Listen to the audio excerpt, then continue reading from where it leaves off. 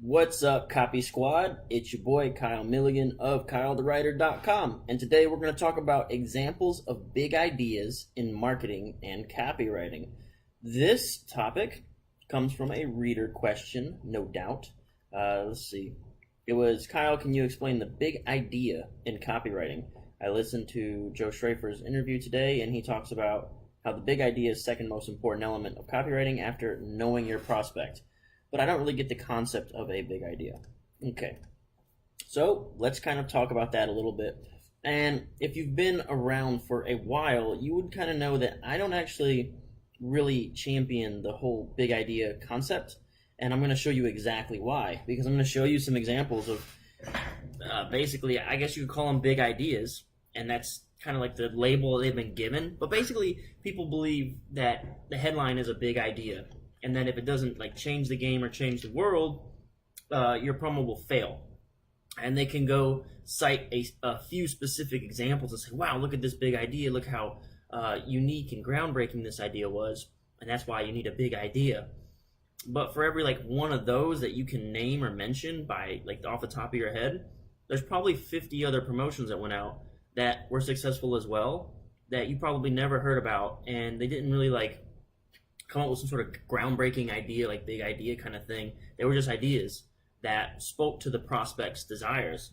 So in that question, he said that Joe Schrafer, who is Agora Financial's publisher, a very smart man, the subscriber commented and said, I listened to Joe Schrafer's interview. He said the big idea is number 2 most important. Number 1 is knowing your prospect. So yes, you must know your prospect. And then basically any idea that communicates directly to your prospect's desires will resonate. I talk about basically coming up with these ideas, knowing your prospect. I do most of the prospect stuff in my research course. So let's see. This is our prospect right here. This is Grandpa Kurt. He's Agora Financial's like customer avatar, and we speak directly to this gentleman. He's a like 50-something, 55, 60-year-old man who has saved a little bit for retirement, but needs to save a lot more, and he's looking to make a lot of cash fast. So we know exactly who we're talking to. And I talk about, if you go to KyleTheWriter.com/book, that's my current like sales page for my book, Take Their Money, which teaches you all about the language of copywriting and how to write words that really make you money. At the bottom, there's a research upsell where I actually teach you how to get to know your prospect better. And as my subscriber mentioned, there's nothing more important than knowing your prospect. So I have a whole 6-video series about researching your prospect, your product, and your guru. Your prospect, your product, and your guru, whoever your personality or your brand is. You need to research all those things because you need to find out where your guru and your product intersect with your specific customer's demands or desires. And once you know that stuff, the big idea is kind of like Joe says, it's number 2, man. It's the second most important thing because you can basically just tell them what they want to hear, whether it's a big idea or not, and you'll probably have their attention. But I do know that people love to talk about big ideas, so I did do some digging. This is a book called Ready, Fire, Aim by Michael Masterson. This guy's a genius too. You can see it's 0 to 100 million in no time flat. This is a really cool book. It's broken up into like different sections about like your business, and first section I think it's 1 from 0 to 1 million and then 1 million to 10 million. I've only read the 0 to 1 million section of this book because I'm kind of working on it here with this YouTube channel, and then I'll read the 1 million to 10 million section whenever we start grossing $1 million with back-end sales and stuff like that. So this book actually has a lot of insight because this guy is like I think he's like the big idea, like I think he came up with it. I don't know if that's 100% a fact or not, but I'm pretty sure like this is the dude. Like he's the dude who comes up with like most of these awesome direct marketing ideas. Michael Masterson, I'd highly recommend basically all his books. And in his book, he says the big idea comes from the USP, the unique selling proposition. In my book, Take Their Money at KyleTheWriter.com/book, I do tell you how to dig the USP out of your product. No matter how like lame or unoriginal or generic or bland you think your product is, you need a unique selling proposition. And I'll tell you how to do that inside my book, Take Their Money at KyleTheWriter.com/book. Please check that out if you haven't yet. All right, so your USP needs to be 3 things, according to Michael Masterson. Your USP needs to be unique, and unique as inherent in unique selling proposition, right? So essentially, I talk about this in the book too. Whenever you put a new idea in front of somebody, put any idea in front of anybody, you encounter like a cajillion advertisements, sales messages, and distractions per day. So your brain is very quick to filter out regular stuff, the same old stuff that it's heard or seen before. So you must absolutely, if you're selling any product, you must convey that it is unique. First and foremost, it has to be something that they've never seen before, or they will automatically filter it out and just lump it with all the other crap that they're seeing all day, every day. It's the only way we can get through the day when we see so many distractions and advertisements and messages like thrown at us, hurled at us constantly. So number one, your USP. Okay, why we're talking about the USP? Your big idea will come from your USP. We'll get to that in just a second. So Michael Masterson says, your USP needs to be unique. Has to be something they've never seen or heard before, or else no one's going to pay attention. Second thing, has to be useful. This brings us full circle, right back to the research about our prospect. If I don't know what this dude thinks is useful, if I don't know what this dude wants to happen in his life, if I don't know what kinds of things will move the needle for him in his level of happiness or in his finances, which ultimately lead to his level of happiness, if I don't know how to do that for this guy, then I cannot create a USP that is useful to him. So you badly need to know your target market. You badly need to know your target market. Otherwise, you cannot create anything useful for him. For instance, let's talk about this channel for a second. Everything I do seems to be pretty well received because it is useful, and that's because everything I create came from a question. Essentially, I decided to do this video at like 3:58 p.m. by scrolling through my comments. I saw, hey Kyle, can you explain the big idea? Well, there's a guy who has a itch that needs to be scratched. There's a person who has a question that they need help with. He cannot be the only person in the world. So if I can answer that question, I can deliver value. I am useful. So that's my target market. I'm delivering value in directly the way that he wants and needs. So he will probably watch this video. So number two, all right, so number one, your USP has to be unique. Number two, it has to be useful. In order for it to be useful, in order for it to be something that your prospect or audience desires, you need to know your prospect or audience. That is research, okay? I have a research upsell on my website, kylewriter.com/book. Lastly, it needs to be conceptually simple. And this is where people get tied up. Okay, so the big idea, right, has to be able to be uttered in like a single phrase. It's the same thing with your USP. Your USP has to have like basically one idea, and it has to be very easy to grasp in the first time it is spoken to somebody. And once you can figure out your USP, you can basically come up with several USPs for your business. Come up with a couple of them, try to determine which ones are the strongest, and that will vary from business to business, isn't it? Like I can be the marketing coach for small businesses who make like 1 to 10 million. So I can say something like, I'm the coach that grows you from 10 million to 20 million or something like that. I don't know. You have to do some soul searching there and figure out your USP. Then from your USP, you basically want to try to figure out, let me see what, I got some notes written down from the USP. Let's see what we got next here. What does old Michael Masterson say? How to sell the USP. Okay, basically you take that USP and you turn it into a benefit. Really simple stuff, right? And I think that's why on this video I'm going to show you some sort of non-big ideas, because I think that's really important that you don't get hung up on the big idea thing. Essentially, you want to take your USP and convert it into a simple message that conveys a benefit that's useful to your reader. So the USP and the big idea are kind of closely tied together. So the example I want to share with you will be from Rich Dad's Retirement Masterclass. I'm going to share my screen and show you this. Let me make sure I got anything sensitive pulled up. I do not. Okay, cool. Here we go. So here is Rich Dad's Retirement Masterclass. This is one of the headlines that we ran. Let me show you the original right here. So this is the original headline we went with. It's heavily branded. And the big idea was Robert Kiyosaki is a genius at personal finance. He knows a bunch of secrets from his super deep network that can help you get rich. And we use this idea here, heavily branded, uses the image that's like on the front of all his books, uses the same color schemes, almost like the exact same sort of layout. And this was like, okay, anyone who knows Robert's going to see this and they're going to immediately buy it. Okay, so actually that didn't work as well as we thought it would work. We thought this would be like a slam dunk. So what we did is reverse the text. We made it white background with black text instead of white text, which is usually a no-no for design. And it still wasn't converting as well as the other headlines. Here's the other headline we were just looking at. We took this 49 retirement income secrets from Rich Dad.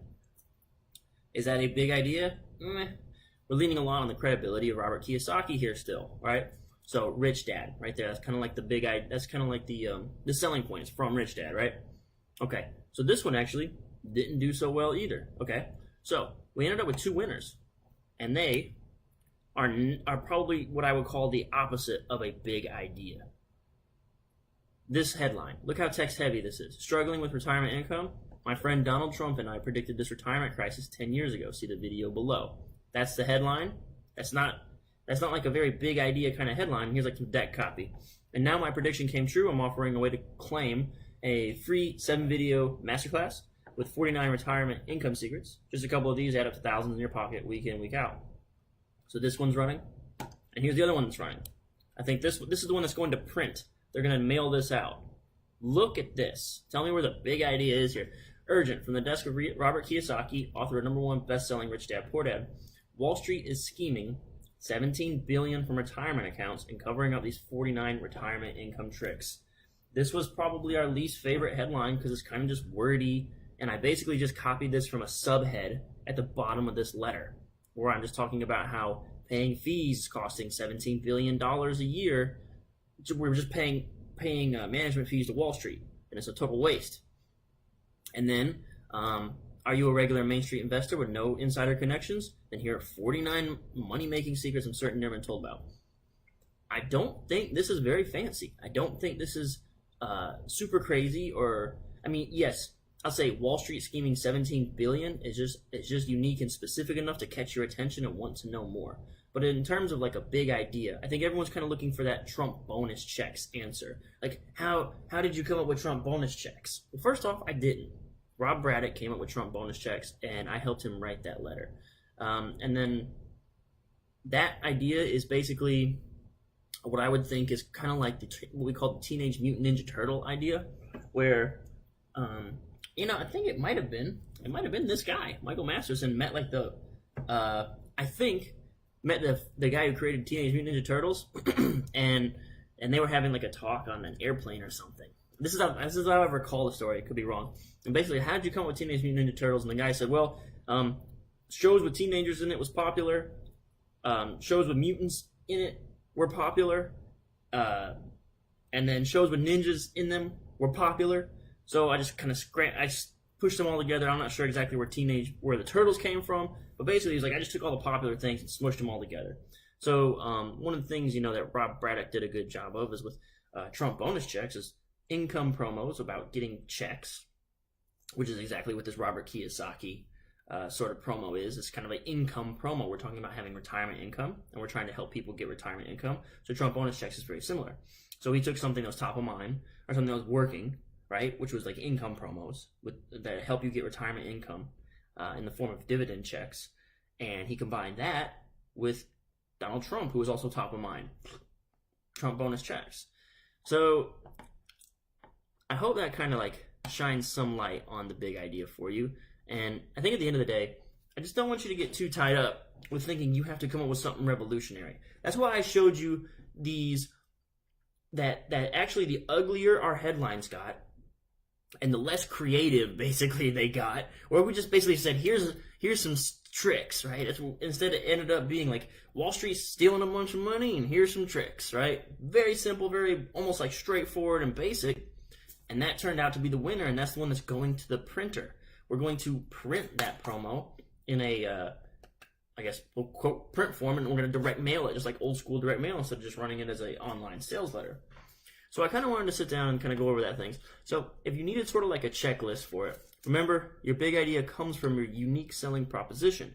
Your unique selling proposition needs to be unique, useful, and simple. In order for it to be useful, you need to know your prospect. You need to know how to do the research and figure out what your prospect wants to hear. Then you can come up with a big idea, which is basically you just telling the prospect things that resonate in their world and connect either with like their values or what's important to them now, or can help them move the needle in their life. I do offer 6 video research series at the bottom of my book's sales page at kylethewriter.com/book can help you out with that and get you a little more acquainted with like the research process and how I do it over at Agora Financial during my copywriting. So let me look, see if I got any other notes for anything. Yeah, so that's 4 examples of big ideas. And I guess I could probably just sit down and go through all my entire swipe file forever ad nauseum. But basically, you have access to my swipe file if you've gone to kylethewriter.com/swipe and sign up for the email list. And you'll see that, you know, the big idea generally comes from something top of mind and useful. And then at the end of the day, too, all your headlines need to have the 4 U's, right? Unique, urgent, useful, ultra specific. And that's going to be also kind of tied into the big idea. Zeth says, hey Kyle, got in a bit late, gonna watch the video of the day. I guess that's what VOD means, video of the day. Appreciate you. Saad says, kylethewriter.com/book. Appreciate you. Yeah, man, I started the video a little bit late. And this one was kind of disorganized because I don't want to harp on the big idea too much. I don't want to sit here and be like, here's the big idea template. Here's what you gotta do. Because I just showed you, if you're just tuning in, I just showed you like 4 really straightforward. I'm just telling you that you can make a bunch of money, and that for all these big ideas that everyone harps about, you could name like 1 or 2 of those that change the game or something, right? You could probably name like 50 other promos that didn't have like crazy, like weird and wild ideas that were also still successful. So I just don't want people like paralyzed into inaction by freezing up and thinking, my idea is not a big idea. For instance, there's plenty of big ideas that are completely unique and game-changing that they actually go out into the world, someone publishes them, and then they just fall flat. So what was a big idea actually is no longer a big idea unless it made like $1 million anyway. So does that mean my very simple Robert Kiyosaki headline that I just showed you, this guy right here, this very wordy, text-heavy headline that's just very direct, because it has made some money and has been running for a long time, does this all of a sudden become a big idea? It didn't feel like a big idea when I wrote it. So I just don't want you to get too tied up in that. It's just know your audience very well, do the research, and tell them something that they find very useful and resonates in their world. All right, I'm about to sign off. Any questions? Zeth says, you're pushing what works, not really harping. Yeah, I suppose. I guess that makes sense. I'll go ahead and like that one. All right, that's it. That's all I got for today, Copy Squad. Thanks so much for tuning in, and peace out, Copy Squad.